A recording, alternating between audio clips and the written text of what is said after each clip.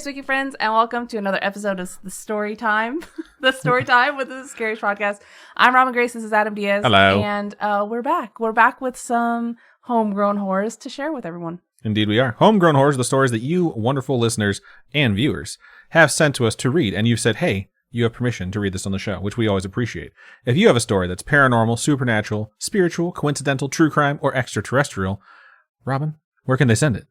You can send it to storytime@scariest.com. That's Get our the email. fuck out of here. Yeah, what are the freaking Holy odds? shit. And that email, you can actually go to our website. Our website has like a contact us. What's our website? Scariest.com. Whoa, we got that website?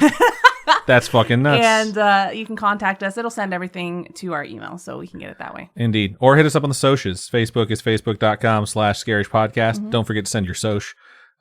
X. Don't send us your socials. Please don't. Twitter is @ScarishPod, and Instagram is @ScarishPodcast. We would love to hear from you. It's not Twitter anymore. It's X. You can suck my balls. Shoot that dude to Mars already. Jesus Christ. All right. Anyways, so we're going to have 3 emails, but one of those emails is long and it has at least 3 stories. So we're going to split that one right down the middle. Also, if you've ever thought, I would love to watch them record one of these live. They seem silly in person.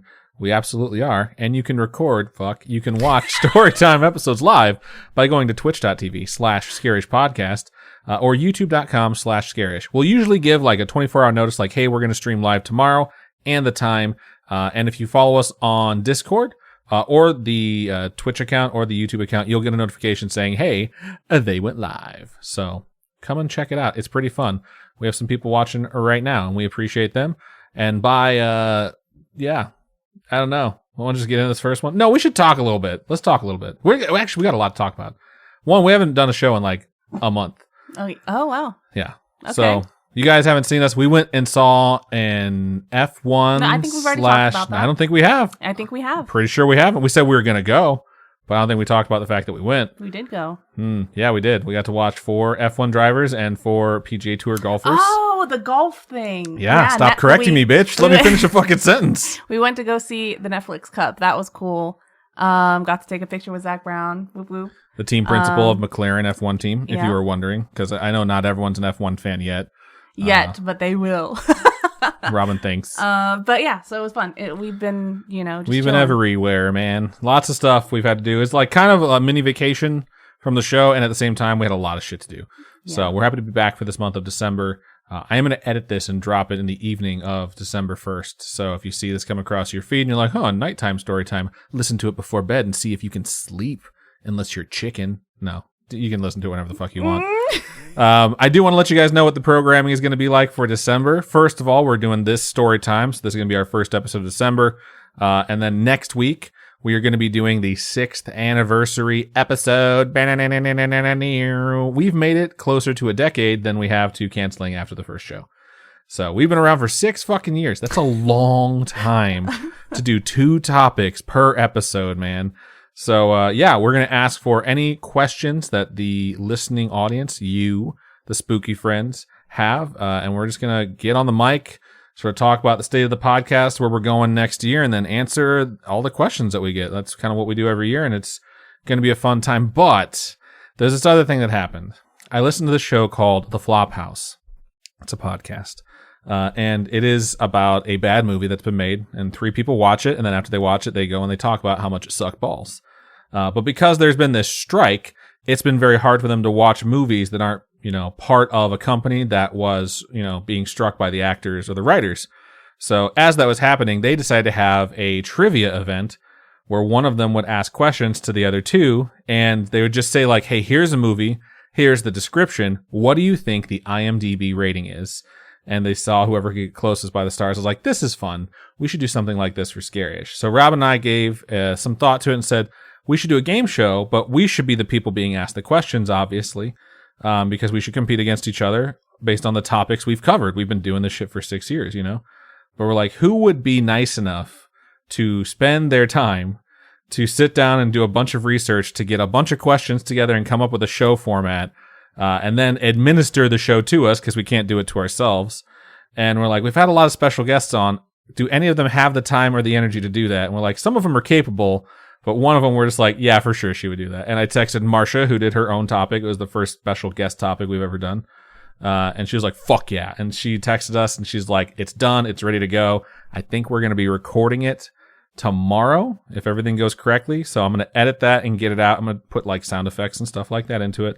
So not next week, which is the anniversary episode, but the week after that will be the game show episode. So we hope you folks enjoy that. And then after that, maybe we'll do another topic episode.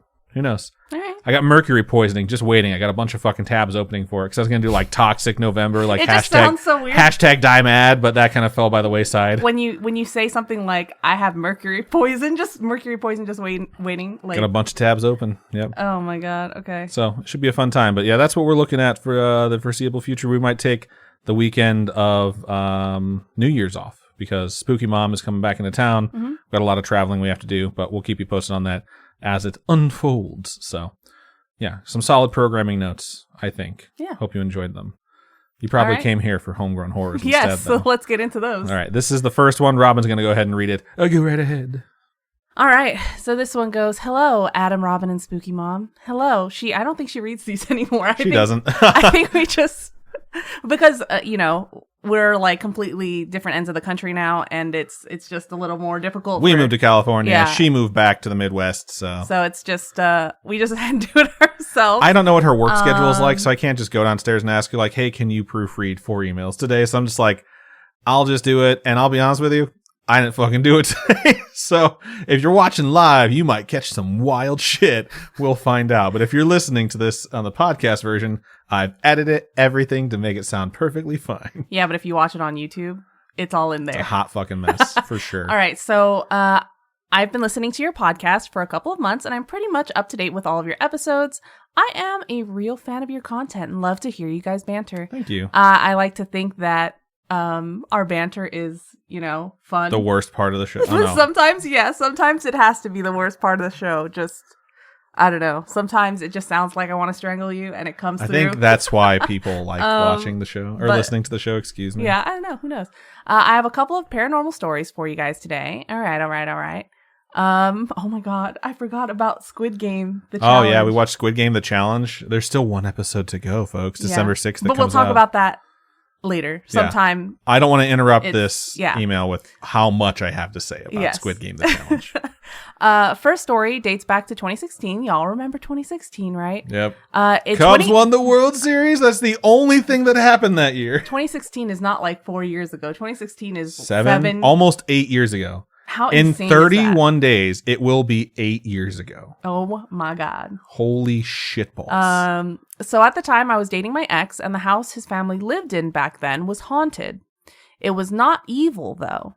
The first instance, quote unquote instance, my ex was reading a book before sleeping. He woke up the next morning at a normal hour, but the book was not in his hands like he left it. He looked around and he found the book inside one of the drawers.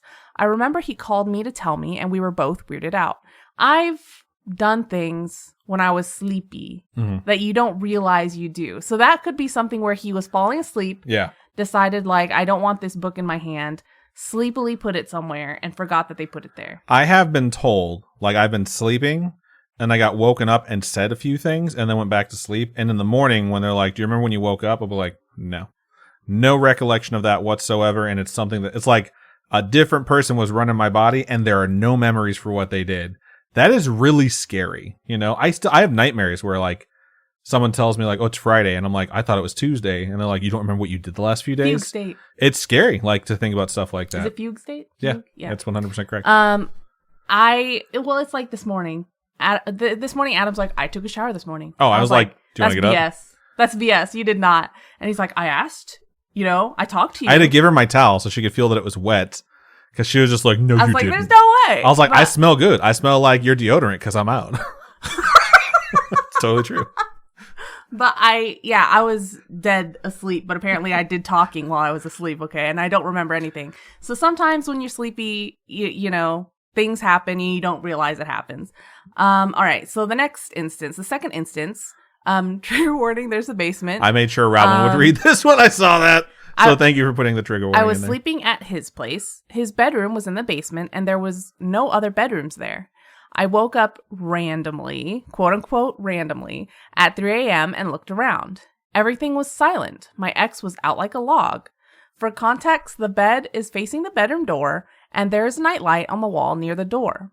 I swear I started hearing the wood floor creaking slowly outside the bedroom.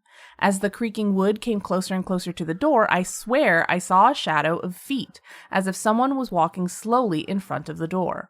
I was just staring below that door. I didn't feel threatened, but I was watching. The footsteps stopped dead in front of the door. I can't recall how long it took, but after a while, the footsteps just continued on the way it was going at first. So it just stopped at the door. Yeah, it was walking in this direction, stopped, and then it resumed walking in that same direction. Yeah. But I stayed awake and waited to hear if I could hear the footsteps going back and upstairs or something, but I heard nothing. There were no more footsteps. My ex never woke up and didn't think much of it because my gut did not alert me and my intuition is always on point. So it didn't feel like it was evil. Maybe it was like, you know how it's like a guardian ghost type thing. When I told my ex when we woke up later on, he was so freaked out.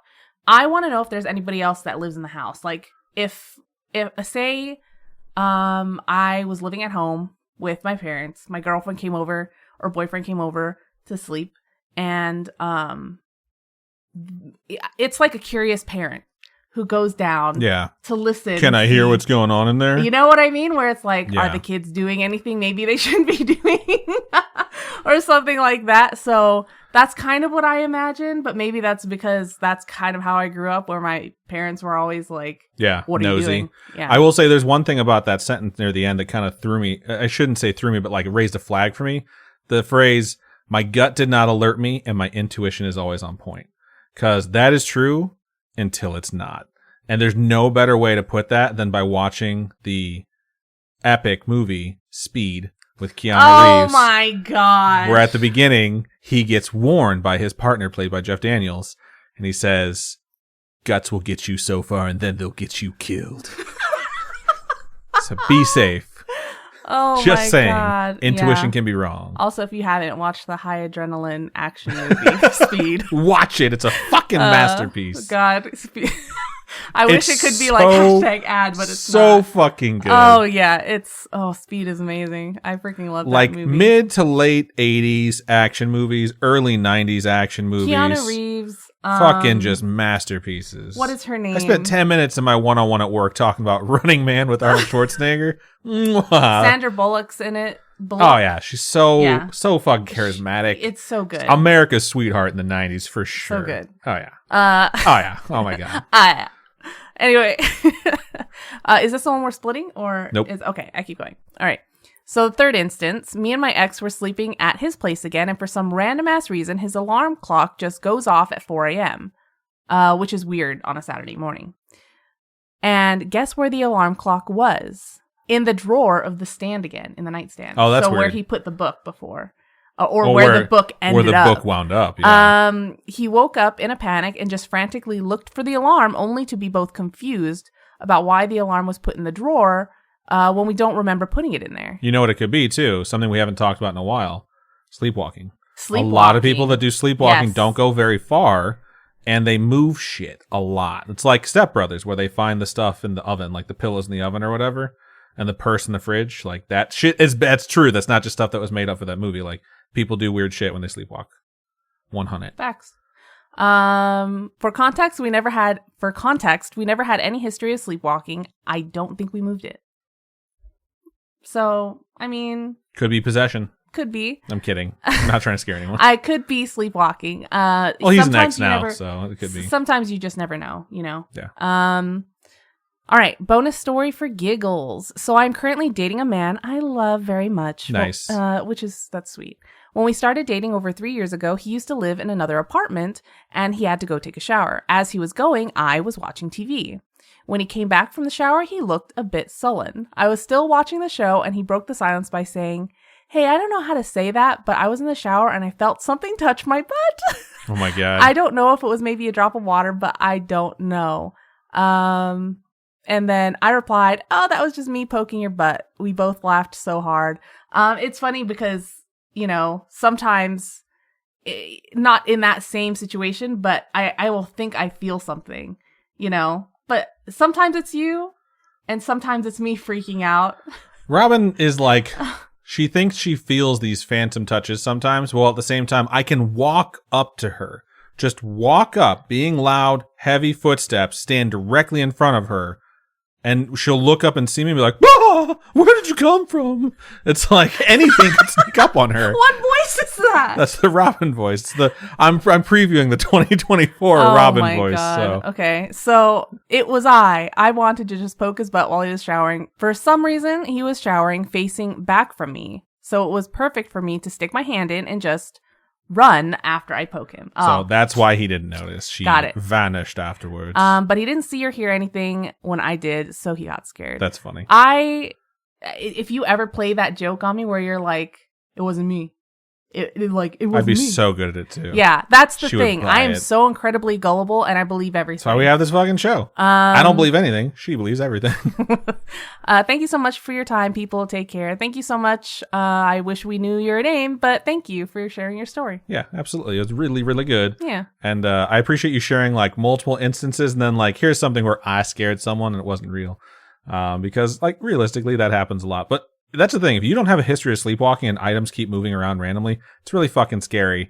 But the easiest solution is the paranormal activity solution. Just get a fucking like webcam or something like that, turn it on, and then monitor it. Like set up to record whenever it like detects activity of like someone walking around. Yeah, record the demons.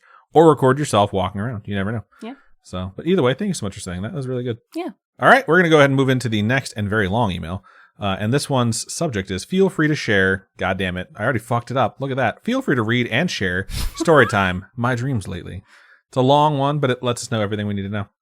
And the email starts like this. Hi, Adam and Robin. Hello. Hello. And the rest of the Spooky fam. Now you all have to fucking say hello. Hello. Hello. Ryan here. Back at it with the crazy dream stories. Took some time to slow things down and finally put these things in writing for the pod. Nice. Thank you. I know it's hard sometimes to like carve out time to sit down and write something out. And in a lot of instances, when you do it, you realize this is longer than I thought it would be. And in some cases, if it's something that's like near and dear or like painful, you're like, this is kind of hard to write. So thank you so much to everyone who sits down and actually writes their stuff out and sends it to us. I know it's not easy, but we do appreciate it. I'm going to keep going now. It gives me great pleasure to contribute and be part of this community. It's a long one, so feel free to divide and edit as you see fit. Sorry, not sorry for the long entry. Heart. It's a heart. Heart. It doesn't say heart. Either way. Heart. Anyone who has dabbled in the occult will find this saying to be true. If you reach out to the other side will reach back to you. In my experience, the quote-unquote other side has reached out to me. Like that? I don't know. Has reached out to me mostly in my dreams. These stories I will share today are a few of the dreams that carried messages from the other side, messages that have become pillars of my spiritual practice. And this first story is called Divine Dreams. It's a question mark. It's not spelled out. So divine dreams. Well, it's in parentheses too. So divine dreams is how I would read that. Okay. The night I did my first quote unquote spell, I had two separate dreams. Why do you gotta? Cause it's in quotes. It needs to be said specially. All right. The spell called for a candle to completely burn down, with the melted down wax to be collected and examined for patterns afterwards. Kind of like reading tea leaves, it sounds like. If you hear ice clinking, it's because Robin's an alcoholic and she's drinking at 4 in the afternoon. What? Anyways, I'm going to have to sip my beer. We drink sometimes during the live shows. Fucking deal with it, okay? Sue us. God, you're not my dad. Don't sue us. I don't think they can, but if you can, don't. All right, anyways, the candle I picked was tall and thick and took the whole night to burn. Damn, this is getting hot. Bouts of drowsiness came and went, but I remember dozing off and dreaming twice. In my first dream, I was walking by the beach. There was nothing remarkable with the place except for a huge clam on the shore. There is so much to read into this story, thick man. Candle with a clam on the Huge shore. clam on the shore. The waves crashed against it. Stop. And as I approached it, the clam opened. Whoa, this is getting fucking weird. I need to stop reading it like this because I'm taking it in a completely different direction than it needs to be, and I don't think this was meant to be sexual. Especially since I just read the next sentence, like you can like skip ahead sometimes with your brain. Yeah. And I don't want it to get deeper into the whole like sex thing, so I apologize for that. Here we go. Strings of pearl beads spilled from the inside. There was also a light, a blinding light that emanated from the clam. I shielded my eyes from the intense brightness, but I could make out a silhouette of a woman with long, flowing hair. Okay. There was something dignified about this It's a figure, mermaid. like I should kneel out of reverence. But there was also an overwhelming sense of calm and comfort. I wasn't afraid, but when she stretched her hand to me, I found myself hesitating. And then I woke up. The candle was now melted halfway. Oh, wow. Just a few hours more, I told myself. A few hours later, I dozed off and dreamt again. This time, I was in a forest. I could only see the silhouettes of trees, as the entire place was covered in mist. I noticed that my field of vision was lower than usual, like I was crawling on all fours. I could hear the crunch of the dried leaves as I moved. The mist grew, and just as I was about to panic, I heard a deep voice. Follow my voice. No, I shouldn't. I don't want to be an asshole. Your voice. I wish I could just edit in fucking James Earl Jones's voice right now. Follow my voice, and no matter how dark it will get, you can still use your eyes, it said. Sure enough, darkness soon covered the forest, but somehow I could still see where things were. I followed the source of the voice, and soon I arrived at a river. Look into the water, the voice said. So I looked. Staring back at me was a tiger, majestic and serene looking.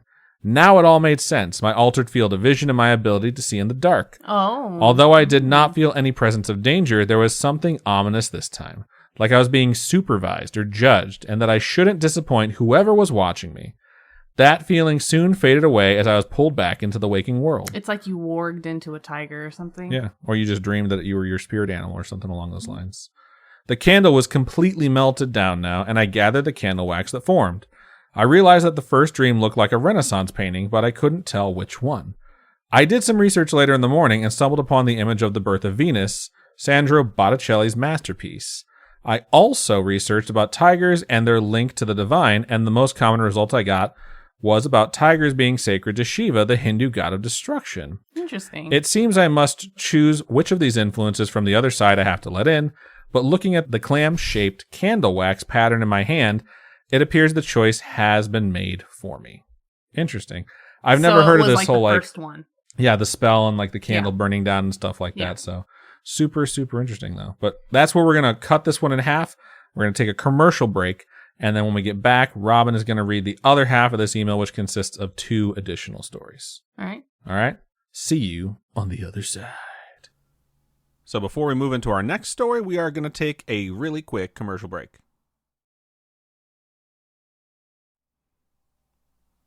And we're back. All right. So this next story is titled Feast and Famine, okay? Okay. So there are times... Same author as the last one we did. Yes, because we're back from the break. Welcome for joining us on the second half of this episode. We're still in that same email. Okay. There comes a time in a tarot reader's journey when they have to expand their learning. Okay. After studying the meaning of each of the 78 cards, one must learn the meaning of said cards when reversed.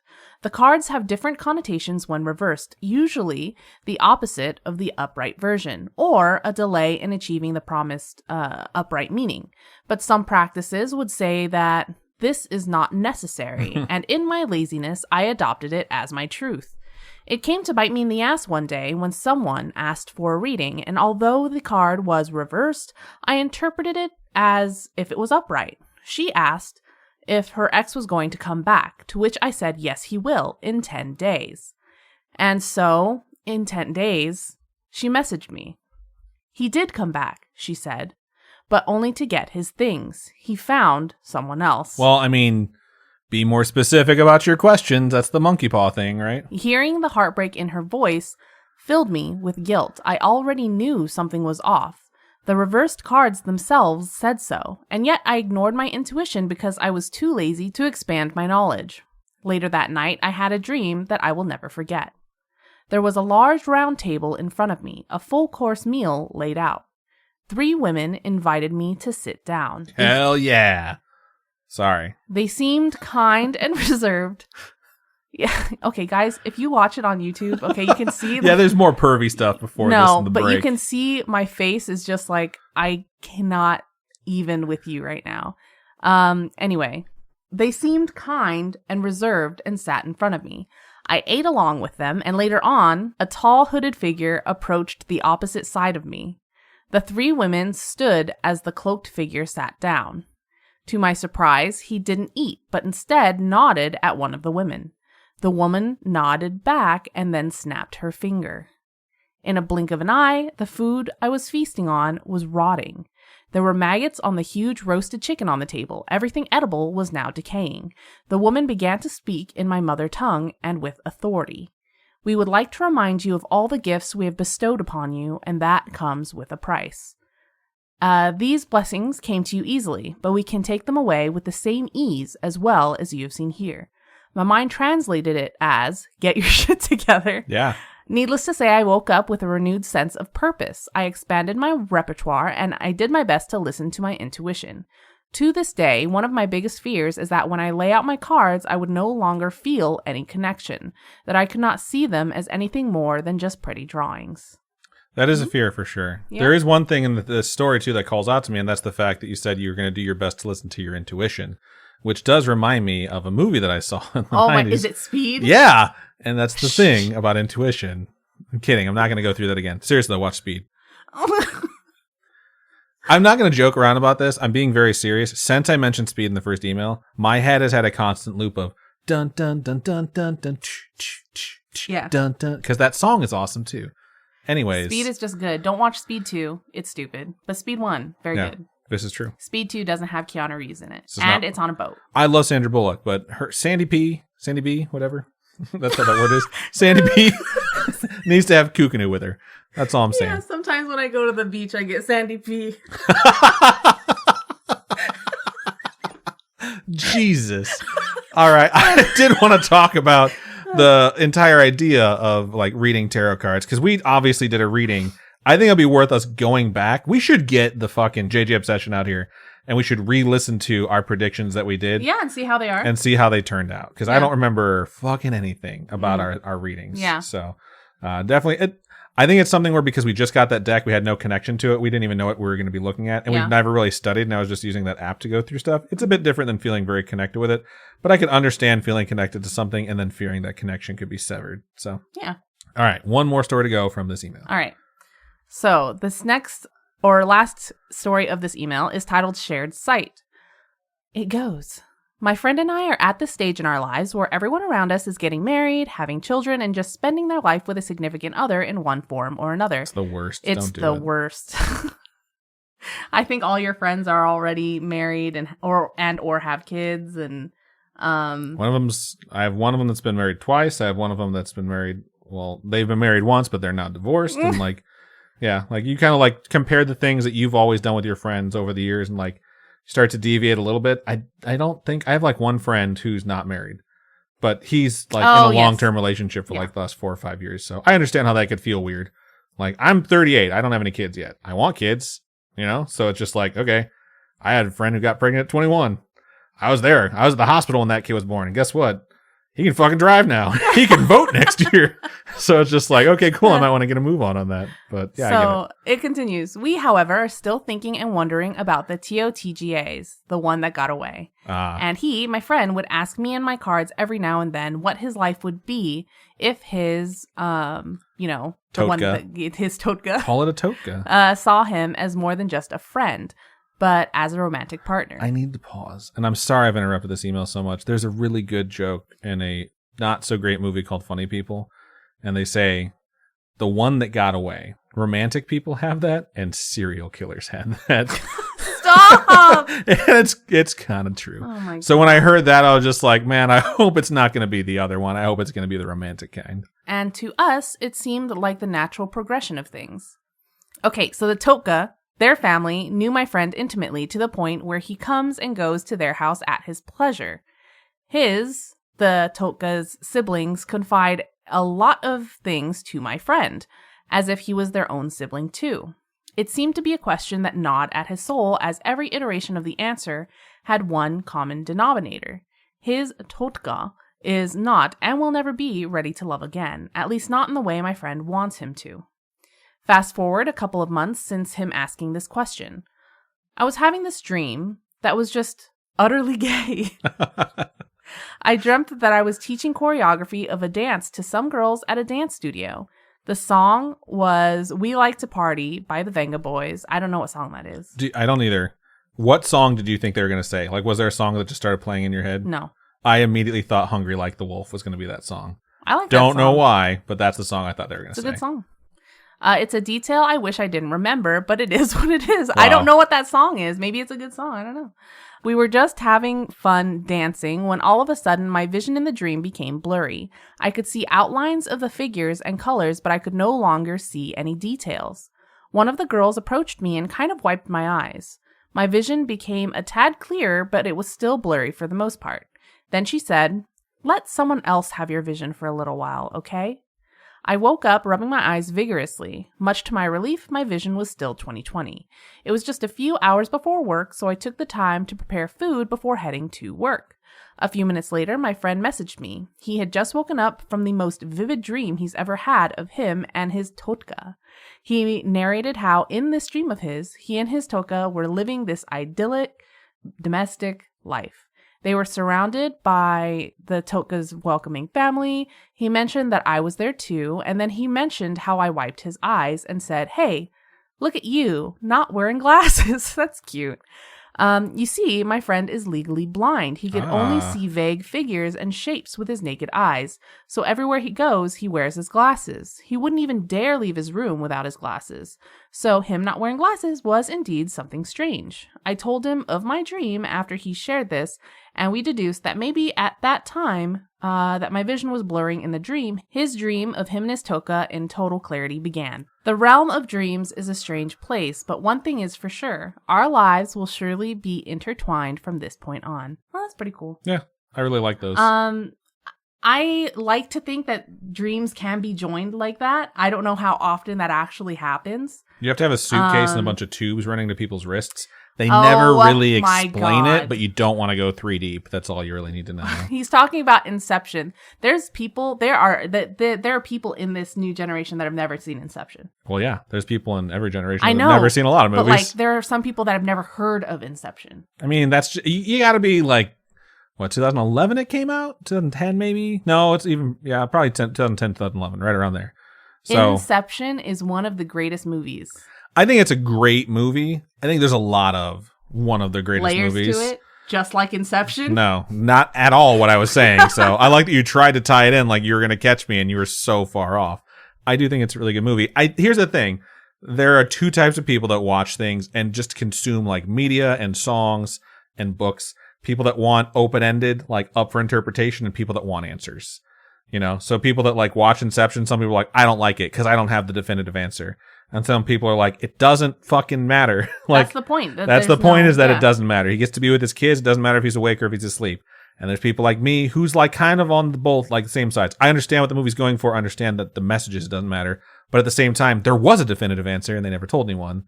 And I don't know if you know this, but I'm spoiling the end of Inception for you if you don't.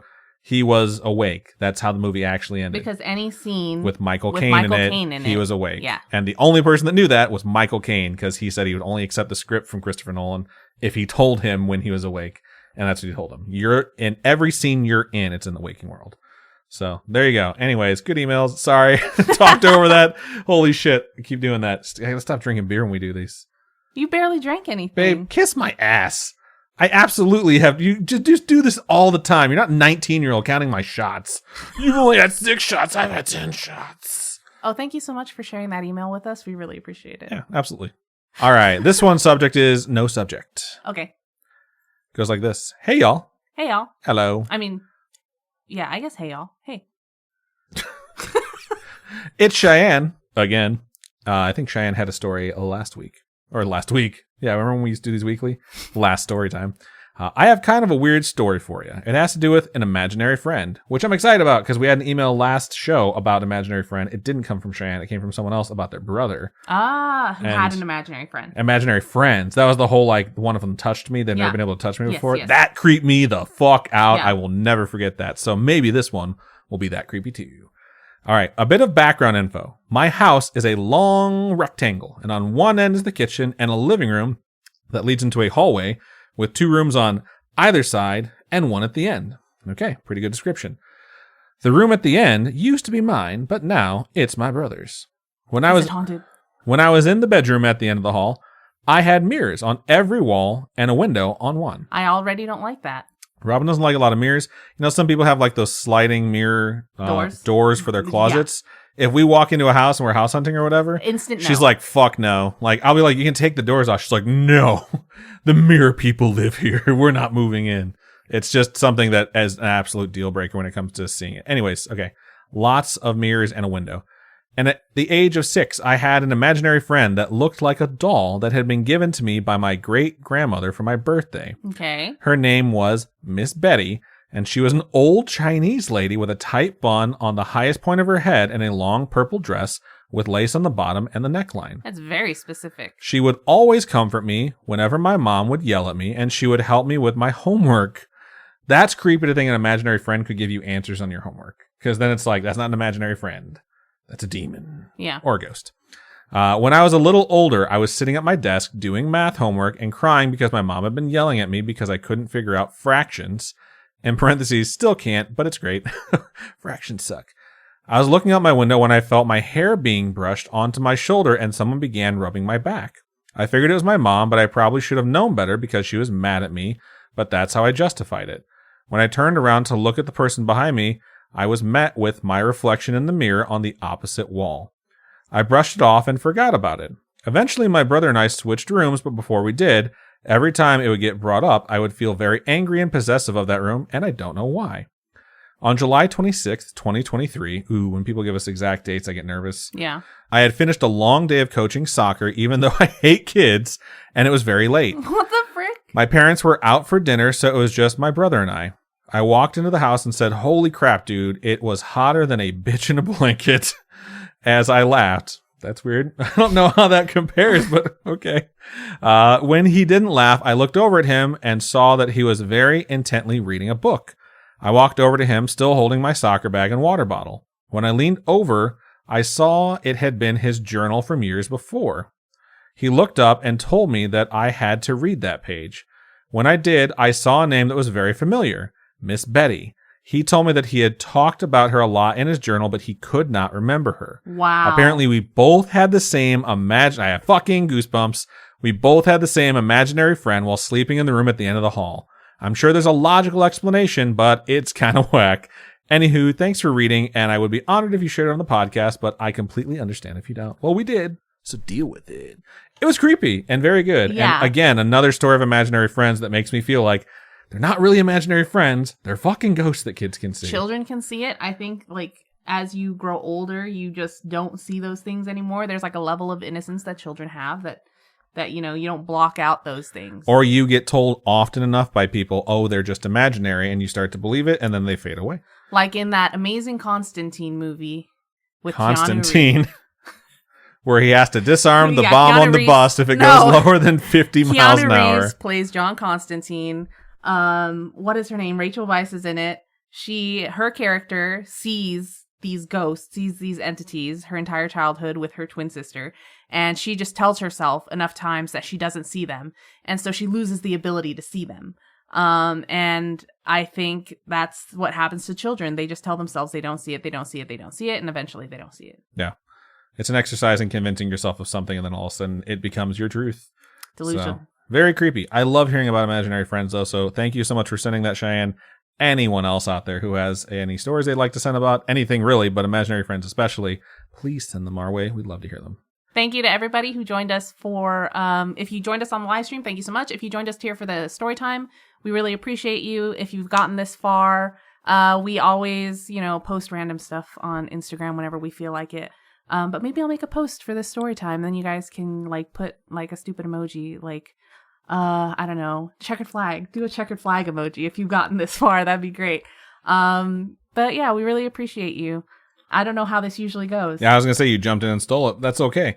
If you have a story you would like to send to us that's about something that's happened to you, a friend, a family member, we would definitely like to hear it. Email storytime@scarish.com or go to our website, scarish.com. Click on Contact Us. It takes you to a form you can fill out that comes directly to us. Or hit us up on our social medias. Facebook is facebook.com/scarishpodcast. Twitter is @scarishpod, and Instagram is @scarishpodcast. Robin, for folks who would like to donate to us, how can they do so? You can go to patreon.com/scarishpodcast. Those are monthly donations with tiers starting at $1. So if you guys want to support us Every dollar counts. If you don't like the monthly subscription type thing, you can also go to ko-fi.com/scarishpodcast, and those are one-time donations. And we're really thankful for everybody who's supported us and gotten this far. Yeah, absolutely. So thank you guys so much. We appreciate you. Thank you to everyone who listened, everyone who watched live. You all are amazing. And that is everything we have for this episode of Storytime number 203, I think. Bro. Yeah, lots. And next episode will be our 6-year anniversary episode. So send us dim questions. We want to hear them. Yeah, that's everything we got. So thank you guys so much. And Robin, go ahead and sign us out. Keep on creeping on. We'll talk to you guys later. Bye-bye.